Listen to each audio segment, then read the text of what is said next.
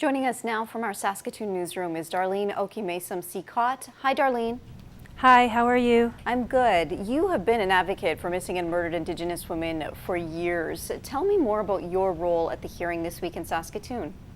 Well, actually, I had a dual role. I am an extended family of late Shelley Gail Napope, who was killed by serial killer John Crawford, and I also am a co-chair of Women Walking Together, okemaysim-sicotte, and we've been doing this work for 12 years in Saskatoon.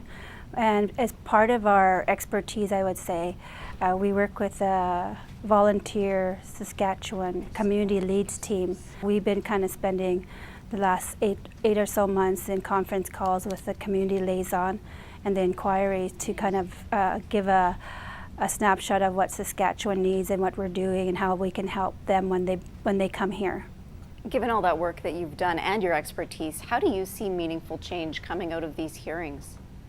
Well, just the very fact that the government made this commitment in their campaign and along with other parties, that they're seeing it through. They've given money for this, and we have commissioners that have signed on for the duration.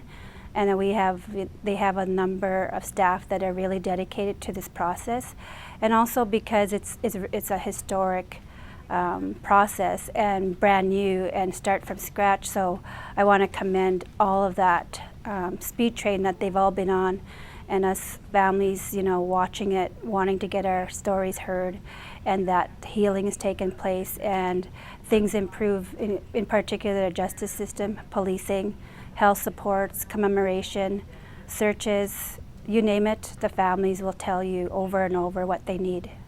Are those the concrete things that we need more of in order to improve the lives of Indigenous people right across this country?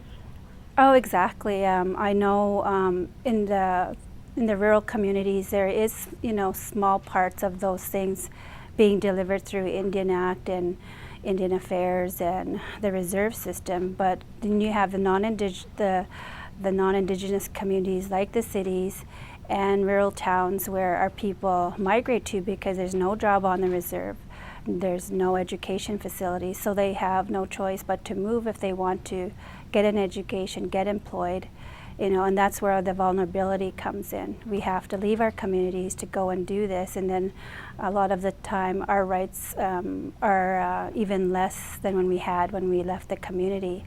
But even still, it's still very substandard to the rest of Canadian society. We're still very low on the priority.